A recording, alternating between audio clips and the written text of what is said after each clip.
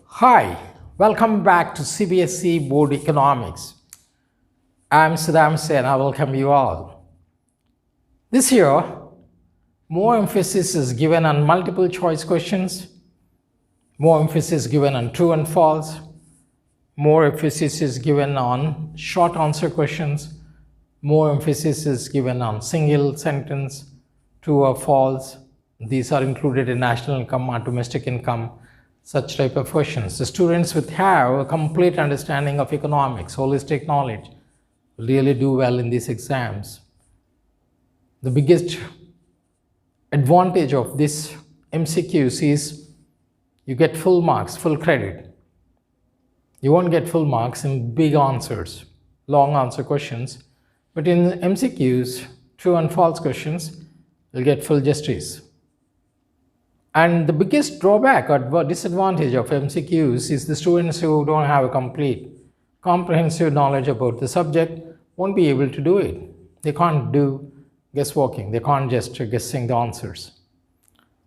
Okay, without much ado, let's start. Now we have one question today. We'll discuss it here. We'll discuss, refresh your memory. Given reason, state whether the following statements are true and false. Though it looks simple, but if you have no idea about it, you won't be able to write. You just can't write true or false because the justification is very important. Even though your answer is right, you just wrote true and you leave it and did not justify properly, you won't get any credit.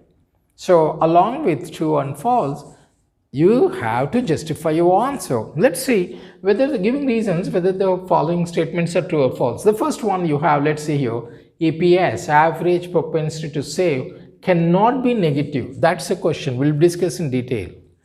APS, average propensity to save, what exactly is APS? Refresh. Okay, let's go back. Flash.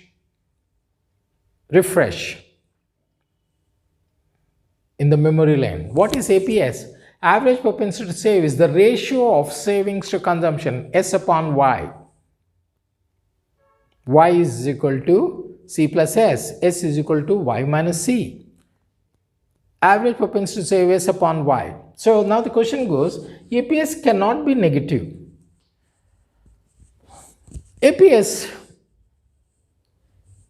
can be 0 when income is equal to consumption at the break-even point.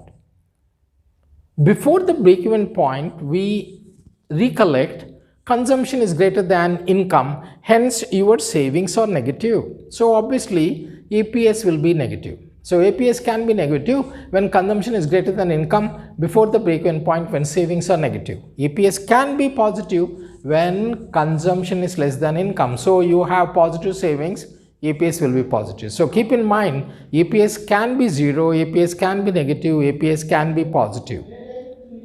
Okay, this you got it. Now we go to the next one here. Value of MPC can be greater than 1. MPC, marginal propensity to consume. Let's go back in the memory lane. MPC, marginal propensity to consume, is the ratio of change in consumption to change in income. That is delta C upon delta Y.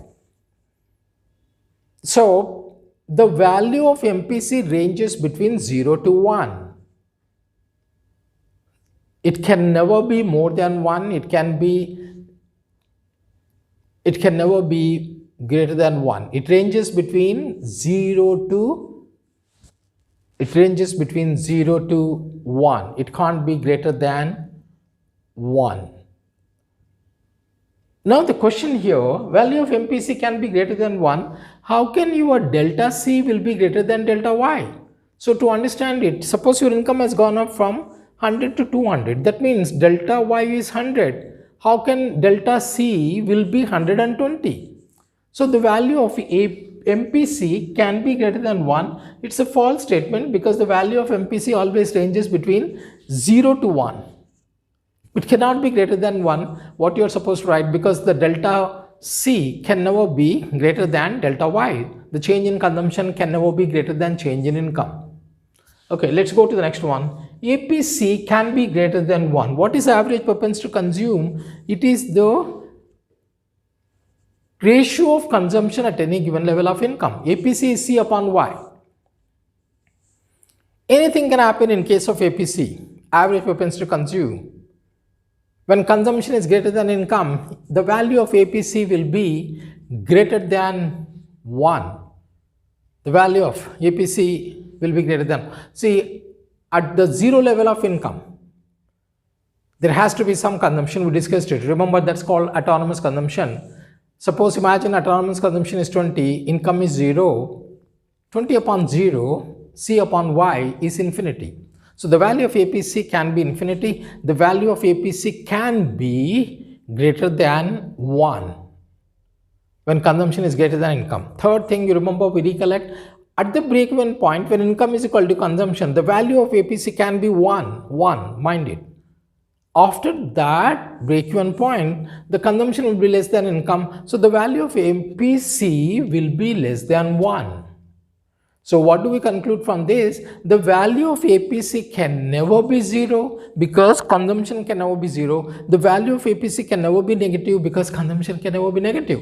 So the remaining anything can happen. The value of APC can be 1, it can be greater than 1, it can be less than 1, but it will never be 0 and negative. So once again here, so APS cannot be negative. Wrong. APS can be negative when consumption is greater than income before the break-even point or when savings are negative. A value of MPC can be greater than 1. The value of negative MPC can never be greater than 1 because delta C can never be greater than delta Y because the value of MPC always ranges between 0 to 1.